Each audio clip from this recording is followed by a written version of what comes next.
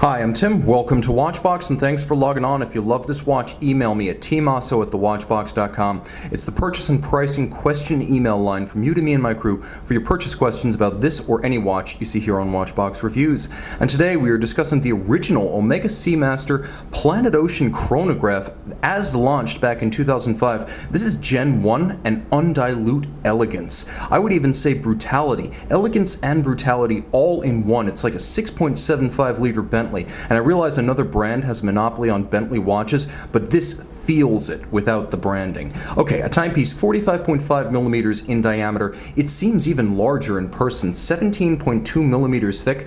The watch measures either 51 millimeters lug-to-lug if we're just measuring the case, or if we're measuring the end links, which is the true distance across the wrist, a monstrous 56.6 millimeters. Spacing between the lugs, 22 millimeters. This is a broad-shouldered piece. And I'm going to throw it on my 16 centimeter circumference wrist while acknowledging a priori that this is effectively a 17 centimeter circumference wrist or larger. You're never going to wear this on a wrist smaller than 17 centimeters circumference. It's simply too outlandish. This is a monstrous timepiece that needs a tree trunk forearm to match. That said, it's all done in very good taste. As you can see, the temptation to use high polish has been avoided.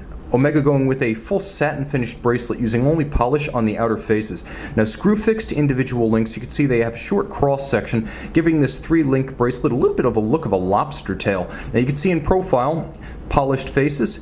Half links are included in the bracelet for incremental sizing, so you can more precisely size to your wrist, and there is a full fold-out dive extension because this is still a professional grade dive watch, even if this is unlikely to ever fulfill that role. You have a full milled out clasp, twin trigger release, twin trigger swing arm. As you can see, the swing arm machined, the clasp machined, the twin triggers ensuring it cannot pop open by accident. You'll see on the underside big gaps between links to avoid trapping wrist heat on a hot day, pinching skin, or pulling hair. Now the case is simple. Omega fans will recognize it from innumerable Seamasters and Speedmasters. This double beveled lyre style lug. It curves in and it curves out. It has an expanding polished bevel along its flanks, satin finish on its sheer sides, and then we have a helium escape valve, and that can be opened prior to a dive. If you're a saturation diver, that will allow helium that accumulates in the watch to escape as you ascend without blowing out your crystal and compromising your seals. This is the best bezel knurling I've ever encountered on any Omega watch. It's deep, it's sharp, and it's good looking. Let's have a quick listen against the microphone.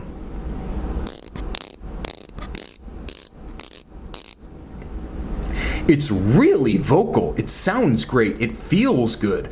This is probably the best Planet Ocean bezel I've encountered in terms of sound and feel, and not just the detent, the feel of the knurling as well. It's an anodized aluminum insert, so while it's not as scratch resistant as ceramic, it also can't shatter or fracture. You'll appreciate that there are shouldered crown guards, but they are not screw downs. You can actually start and stop the chronograph, 600 meter water resistance and all, without any need to unscrew chronograph pushers first. Now the watch features a lumed pearl that you can line up with the minute hand, broad arrow, minutes and hours. This was before the Seamaster 300 arrived, and the Planet Ocean was considered to be a bit of a vintage play back in its day, with some elements of the original Seamaster 300 from the 50s and 60s. Those broad arrow hands, Exhibit A. Now you have a tri-register dial, but you can note that the constant seconds and chronograph minutes have been expanded to dominate, and chronograph hours has been minimized. You have another vintage element, the quarter Arabics, including the font used, and then you have applique rose gold indices with rose gold hands, rose gold applique Omega logo, and a black dial base with lovely printed golden chapterings for the individual registers. Now, it is a vertical clutch column wheel chronograph, so you have the crispness of the column wheel and you have the stagger-free start of the vertical clutch. Also, because of the vertical clutch, you're able to leave the chronograph running with no additional hazard to the movement. On a lateral clutch like an El Primero, you wouldn't want to do that. Here with this caliber 3313, no problems. Caliber 3313, protected down to 600 meters, is automatic winding with a 52-hour power reserve, column wheel, and a vertical clutch. It's adjusted in 5 positions and is a certified Swiss chronometer.